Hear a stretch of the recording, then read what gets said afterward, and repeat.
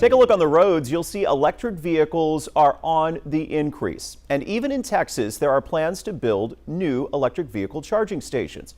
But will taxpayers have to foot the bill? 12 News anchor Letitia Cahey verifies.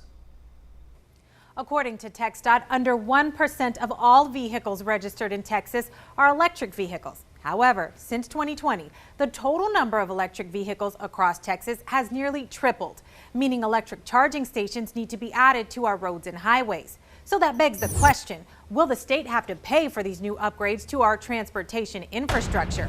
Our sources for this are the Texas Department of Transportation and Alice Grossman, Associate Research Scientist at Texas A&M Transportation Institute. For the most part, it's the federal government.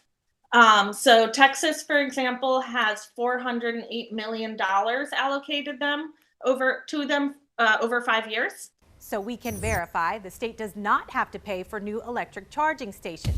Now let me reassure you, according to the federal government, this massive transportation overhaul is not going to cost you a thing. Here's why.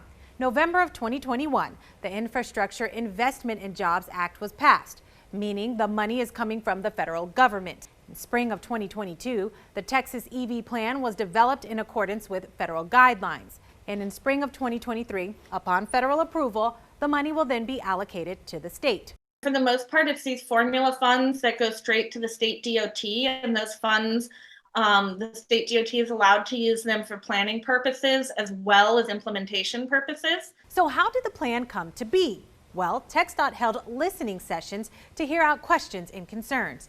Here's the list of what came up. Adequate power. There are 3 types of chargers: DC fast chargers, level 2 and level 3 chargers.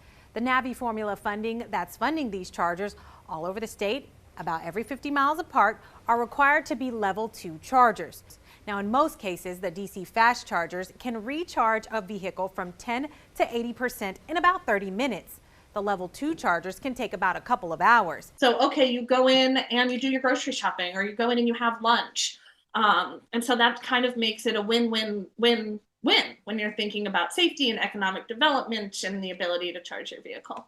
User payment methods. This is a big one. They have not yet been determined, but are definitely not free.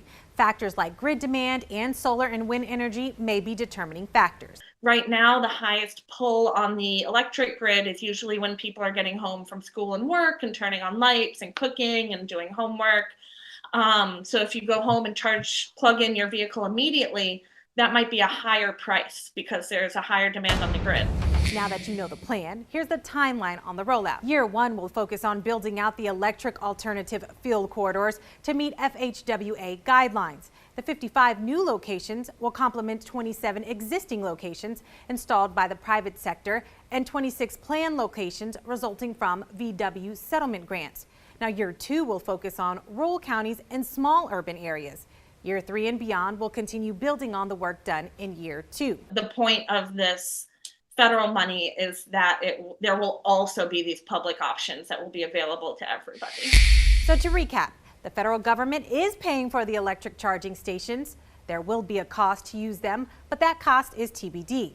The charging stations will be implemented over a 5-year period. We have links with this information on our website at 12newsnow.com. Now, if you have something you want us to verify, send us a message to our email or message us on one of our social media accounts. For your Verify, Letitia Cahey, 12 News.